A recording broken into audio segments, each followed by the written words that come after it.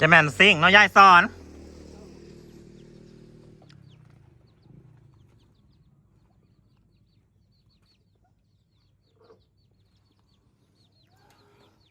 ไอ้กุ้มมาผีแม่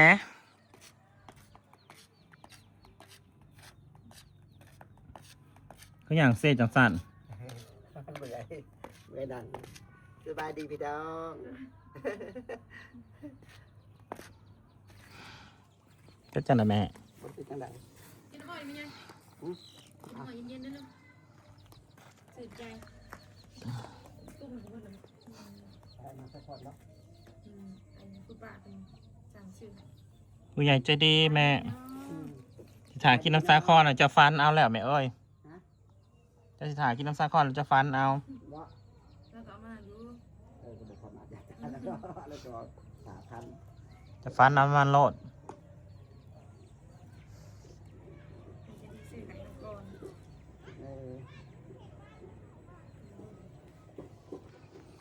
เอิญมาแม่ไก่คุณตัวล้างมาเบิดสอง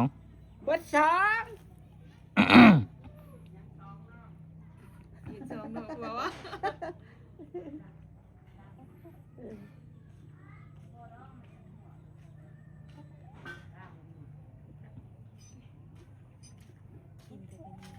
แม่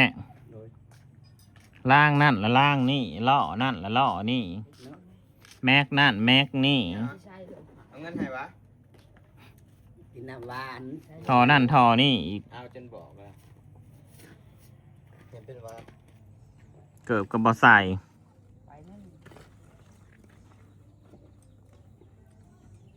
ให้สิไปมาแม่หลังกับตัวน้องบอกเจ้าเนาะจะไปแก่นะตาบอไปแม่มือนี้นะไปพวกห่อนเขาจะออกขาลายไปตอนเย็นเขาจะดูดขาหน่อยให้เขาขี่ขึ้นโคกคอยนนสูงซะก่อนล่าสุดตำรวจยืนรถบักโน่ไป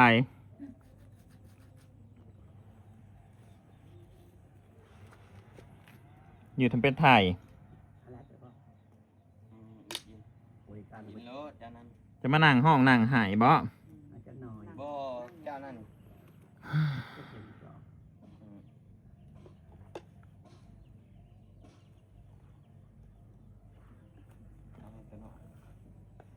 เอาใจสีได้เย็น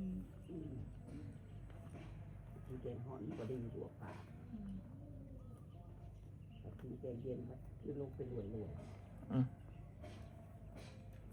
บางวิจะส่งข้อความมาเยอะอย่าบ่มาหลัง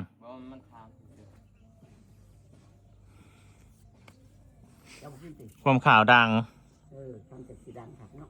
ดังไว้ได้เจ้าผู้อยู่พุ่นครับโหลดอยู่จะเป็นหูเหลืองหูลาบักเวียอยู่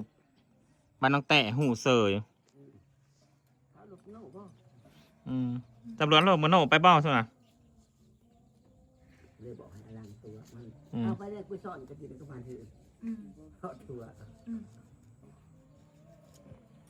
ให้จะเป็นหูเหลืองหูลาเนาะเงินกับบ่มีจะเข้าสิเอาเท่าไรบาทนี่นะไปถ่ายเอาก็ได้เวรกรรมป้าลุงเอ๋ยครูอุ๊กเด้เมื่อนี้บ่ไปกระสามไม่ก็ถ่ายเอื้อยก่อนอีแม่ยังไปกับอีเอื้อย2 คนเอื้อยไปจะขึ้นเมืองบ่เจ้าคือบ่เอารถใหญ่ลงมาเมื่ออื่นก่อนเป็นมือบูชาเลยเอาคันนี้แล้วมือเอารถไฟฟ้าแหละจะ4 เท่าใดน้ำเย็นกระเป๋าเนี่ยมันบ่แม่น4-5,000 บาทผู้บ่แม่จะ4 เท่าใดเลยเนาะเห็นตอนน่ะกับตอนนี้น่ะตัวในนั้นน่ะเสีย99,000เขาป้อมผูกเขาป้อมใหญ่ผูกรถแต่งจนห้างถอกบักดัง เขาเอาแต่99,000 เอาแต่99,000พอน้ำนายเพิ่น บุคคลแซนครับ สองคนให้ขอ บุคคลแซนครับ เขาเจ้าเอาแล้ว อีทอนมาอยู่1,000 กีบ อ้าว เขาให้ไปเปลี่ยนเนี่ยเขาก็บอกครับไงนายเขาก็บอกครับไง นั่นแหละเฮาก็บ่ได้ว่าหยังไรแม่เอ้ย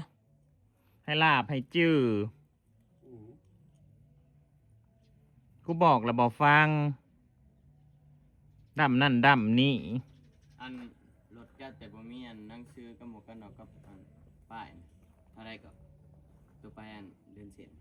แสนหนึงเลย หน้ายังแพงกว่าซุมเฮาของซุมเฮารถเขาล็อกสูไว้เลยเด้เขาเป็นหนาสงสารเขาเลยเอาใหายซะ เขาเบิ่งสภาพสู้นั่นได้ก็คือสิบ่ได้แม่นั่นได้ก็คือสิบ่มีกินน่ะบุกทรงอันนี้เขาบ่ฮู้ซื่อๆนี่นะว่าบักโหนอยู่ไสนี่บ่ฮู้ซ้ อืม ำบ่ไปมื้อนี้นะ แต่ว่าเขาเป็นคนเมืองชุมพรจ้ะเนาะ มื้อนี้น่ะบ่ไป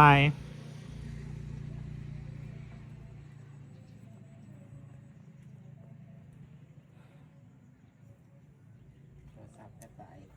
กับบ่อยู่บ่ โทรศัพท์ก็ตายรถก็ถูกตำรวจยึดไป ของโตเหตุผิดต่อกฎระเบียบกฎหมาย ของเขาว่าอยู่เนาะเล่นเขาจะบท เขาห้ามแต่งรถเถื่อนรถบ่มีหนังสือน่ะเพิ่นอนุญาตให้ขี่ได้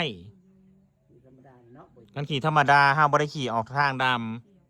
ำเฮาขี่แต่ในบริเวณบ้านเฮาขี่ออกบ้านออกหน้าสำนี้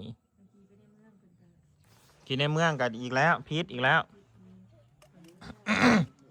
อันนี้นั่นโดยความที่แบบว่าเพิ่นนโยบายให้หรือว่าเขาผิดเขาบ่ได้ผิดได้นั่นน่ะเขาเอารถไปน่ะ บริพิษแล้ว อืม เขาประกาศอยู่เขาบอกประกาศเนี่ยว่าเขาประกาศแต่ละบ้านเขามีรถดังรถแต่งเขาเอา แต่งเอา โตไปจะเห็นเขาเอาบริพิษจะดีนะครับเขาบอกว่าพระเจ้าเขามาเอารถมันพิษนะในเขาประกาศอยู่รถเด้อห้ามแต่งห้ามแปลง ทอนั่นทอนี้ อืม ล่อปานใดก็บ่น้อยน้อยคักปานใดก็บ่น้อย เปิดเพลงไว้ ของโตผัดเห็ดเขามาเลาะธรรมดาเขาบอกตื่นเขาบอกเอาจะเห็นแต่เขาเอาเขาเลย ให้ดังๆให้คนอื่นแนม เขาบอกว่าแมนเขามาชูรูเอารถน่ะ อืม แล้ว อันนี้เขาประกาศเด้อแต่ละบ้านรถแต่งรถทอดังบอกให้มียังไม่เห็นเหตุใส่เขา อืม เขาบริพิจารณาเด้อของเขาบอกไปสิเขาบอกว่า อืม เขานั้นมันอะไรก็เป็นอันดีไม่ได้ขันโตผักไปดึกเอามาหาซื้อมาใส่โอ้ยรถกูในเขาขี่ธรรมดาเขาบอกของกูแล้วกูจะหามาใส่เขาเอา อืม เอาตัว อืมจะมาหวานขักปันหยัง เอ้ย จักแสนจักล้านหั่นนะ ใครอยากได้เงินกินปีใหม่ตัวเนาะ มันบ่แมน อย่างเงินยัง มันเป็นพวกสูหัน เต็มห้างเขาบอกประกาศยังว่าเขาจะหาเงินปีใหม่เขาประกาศขับเนี่ยเด้อแต่ละบ้านมันมีรถดังเด้อ เขาก็หามอยู่ก็หูอีกพร้อมอยู่ในจุดนั่นนะเขามาเอาอยู่ตลอด อ่า โหลดนะ มันบนแมนขั้นแรก มันจะ ของบักโน่ฮะ เขาได้คันหรือนะ โหลดบักโน่นี่ขั้นที่เท่าใดอันนี้นะกูซื้อให้อีพอครับโหลดคันนี้นะ26,000ซื้อมานะมันเคยแต่งเคยแปลงมา เป็นอยู่ได้ที อืม จะขับแค่เดียว เนาะ ครับเถื่อที่เดียวอีพอก็ได้ มีได้ซ่อนมัน อืม มีแต่ปลาไว้ ซื้อรถคันแดงหาปัญหามาเขาเจ้าก็ เป็นแบบคนจะมีแต่ซ่อนตัวบ้านขี่บ่ จ้า ลำบากฮันขี่ ยัดใจหลบใจยะเนาะ ลำบากฮันครับ ลุงมินซื้อรถคันแดงมันก็มันเป็นรถไทยเขาเจ้าก็มาบอกให้ขายเป็นไง อืม เป็นขายเป็นขี่ไปผู้นะตึกเฮผู้ บ่ ก็ขี่ไป กูน่ะปากทุกคนทั้งคนละเผื่อจะตึ๊ดตึกเรา มันก็ขี่ไปผู้เดียวเพิ่นถึงก็ยังติดมาได้ รถขนาดกระสอบเจ้าสิตายสิย่างไหมเอ้ย แต่สมัยบ่ทันมีเงินนะ อืม แต่สมัยอัน ทีมลูกชายก็ซื้อให้ สมัยอยู่กรุงเทพแม่ทำงานกรุงเทพ อืม โหลดขั้นนะคาวาซากินะ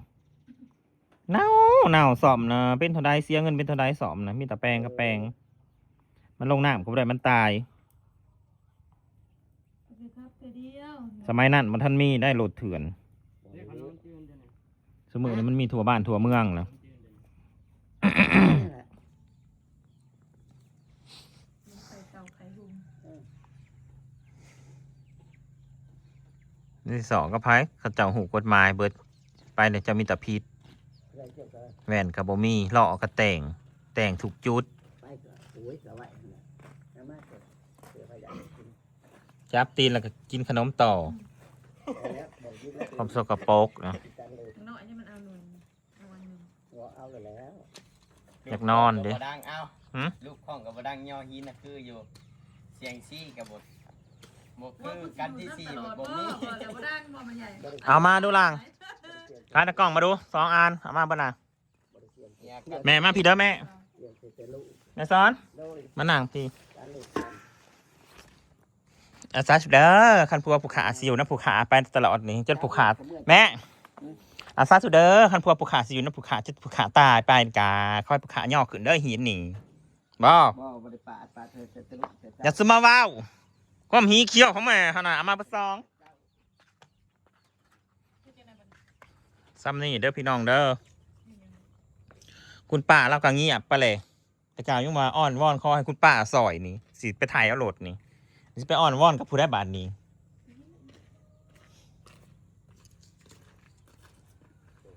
เงินกระแหงบ่มีทางร้านเขาสิเอาเงินไปกินปีใหม่จะเอาเงินมาถ่ายโหลดมันไส้ไหมล่ะแม่หืม